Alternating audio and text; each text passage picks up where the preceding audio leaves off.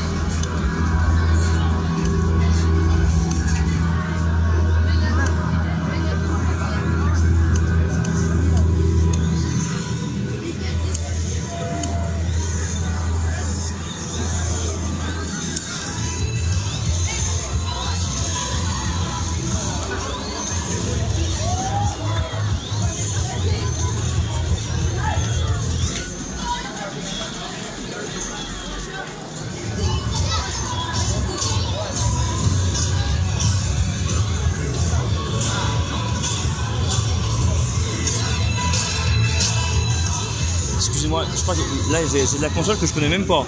Pardon? Les deux consoles là, je crois qu'elles sont trop vieilles pour moi. Hein. Aussi là? Ouais, ouais. Bah ça déjà c'est un ordinateur, c'est un CPC 6128. C'est un ordinateur ça? Ouais. Wow, wow, wow, wow. Là, l'i7 il est loin là. Ah oui, non, là c'est à 2,5 kHz quoi. Ah ouais, carrément. Il y a combien de cœurs sur ce bordel? Là je crois qu'il y a 64K. Ah oui, non, c'est les ancêtres là. Non, c'est pas hyper. Des années 80 quoi, on va dire. Ah ouais, carrément, ah ouais. C'est Mais... vraiment l'ordinateur qui a bien marché dans les années 80 quoi. Ouais, et celle-ci non plus, je la connaissais pas. Je la connais pas. C'est une console japonaise qui est. D'accord. Qui est pas sortie vraiment officiellement en France. Elle est jamais sortie en France. Pas officiellement. Pas officiellement, d'accord. Ouais, c'est que les imports, on peut l'avoir. D'accord, ok. Il y avait une boutique qui faisait des imports semi-officiels. Donc elle bidouillait les machines pour mettre avec une Péritel et une Alim européenne. Ouais, d'accord, les Alim européennes, ouais. C'était la boutique elle-même qui faisait tout, quoi. Il n'y a pas vraiment de support technique officiel. D'accord. Ok. Ok, putain. C'est vrai que... Là, c'est fin des années 80, début 90. D'accord. Elles vous appartiennent toutes les consoles du coup là, en fait. Elles sont toutes à vous en fait. Ouais. D'accord. Et vous êtes quoi, une boutique, une association. D'accord.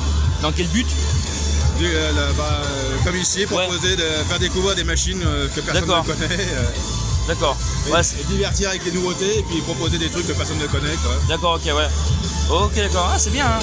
Bien. Oui, parce qu'on se rend compte que souvent les gens ils connaissent pas. Et puis, ah oui, bah regardez, la preuve, ces deux, c'est la première fois que je les voyais en fait. Donc pour ça que ça va. Voilà, ils ont connu leur tendre enfance, mais bon, oui. Voilà, donc c'est l'occasion de revoir certaines machines, certains trucs. D'accord. Un peu tous les styles, donc voilà. Et voir qu'à l'époque, c'était dur de. Aïe. Mais c'est carrément. En fait, c'est réellement un ordinateur du coup là. Oui, là c'est vraiment un ordinateur. D'accord. Bon, il a été bidouillé parce que là, oui. Maintenant c'était les lecteurs disquettes.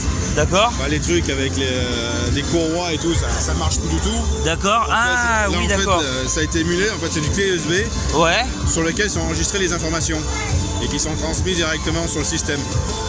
Voilà. En gros, c'est Windows, on peut dire en fait. Du coup. Voilà. Ouais, d'accord, ok, d'accord. Ok. C'est pour éviter le problème parce que les disquettes maintenant ne marchent plus. Les systèmes sont trop vieux. Ça fait longtemps que j'en ai pas vu de disquette. Hein. Voilà. Donc là, c'est vraiment la seule partie qu'on est obligé de remplacer aujourd'hui pour pouvoir qu'elle fonctionne. Mais sinon, tout le reste est d'origine. D'accord. Même le joystick est d'origine, tout est d'origine. La télé va avec. Hein. D'accord. Tout le système va avec. C'est une télé propriétaire. En fait, parce que c'est la télé qui fournit le courant. C'est la télé qui est branchée en fait du coup. Ouais, c'est ça. D'accord. L'ordinateur fonctionne grâce à la télé. Ok, oh là, le système. Ah oui, ils avaient pensé à tout quoi. Et ça, ça a été vendu en France ou pas? Oui, ça a été vendu en D'accord. France. Ouais. Donc c'est considéré comme une console de jeu ou un ordinateur? C'est un ordinateur. Ah, un ordinateur, d'accord. C'est vraiment un ordinateur. Là, bon, là, il y a des jeux, mais il y a un vrai logiciel de construction, de création, il y a du basique, il y a des jeux de dessin. C'était une vraie machine de travail. Hein, d'accord. Qui avait des jeux aussi, quoi. Bien, c'est vraiment pas mal. Hein. Numéro des touches et palette de couleurs. Je me demandais à l'époque, il n'y avait que 27 couleurs, quoi. C'est des rappels pour la duration graphique.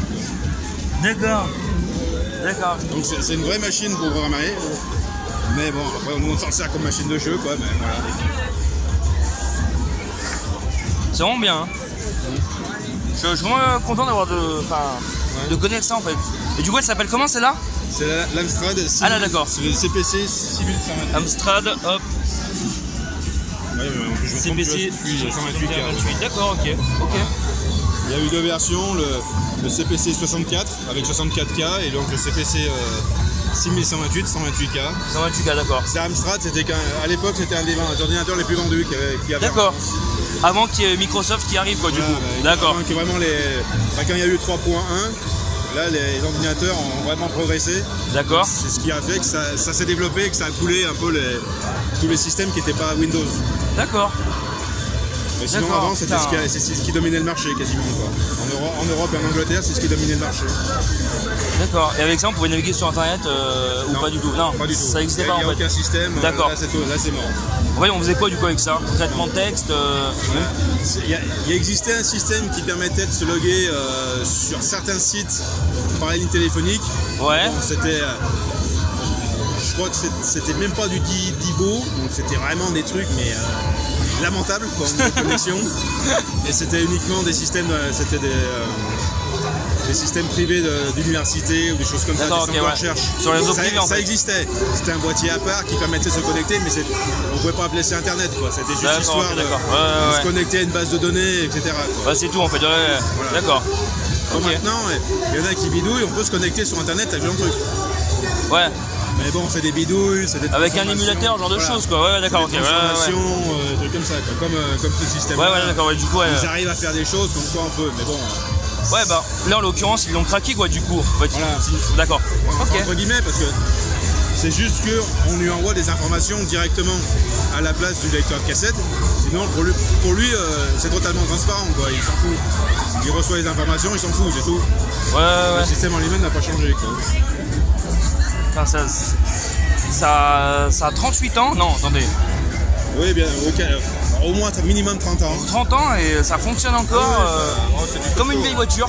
Oui, à l'époque c'était des machines qui étaient faites pour durer. Ouais, pas comme aujourd'hui. Hein. Aujourd'hui il y a un peu de poussière, le processeur il se met en surchauffe et il crame. Ouais. Donc c'était des machines qui étaient costauds, qui étaient faites pour durer. Parce qu'à l'époque ils pensaient pas commercial, vous voyez ce que je veux dire? Ils pensaient que ça dure sur le temps. Voilà. Alors qu'aujourd'hui c'est... Ça allait beaucoup pour les particuliers. Oui, les entreprises aussi. Les écoles, les entreprises, c'était vraiment une machine de développement de travail personnel, quoi. D'accord. C'est vraiment top en tout cas. Ah, c'était tout un art à l'époque. C'était un sacré truc. Ah, c'est un cas de 1990. Ah, je ne connais pas moi la machine. Hein. C'est 1990. C'est en train de charger. C'est un Pac-Man. Par contre, il y a juste un bouton qui peut sauter. Sinon, c'est pur Pac-Man. Ah, c'est Pac-Man. 3D donné. Ah ouais. Non, ça marche qu'avec le joystick. Il est où? Comment tu es? Bah, il faut justement récupérer la boîte. Ah, c'est pas GTA ça, hein? Spécial que tu as récupéré. Voilà, il faut récupérer ça.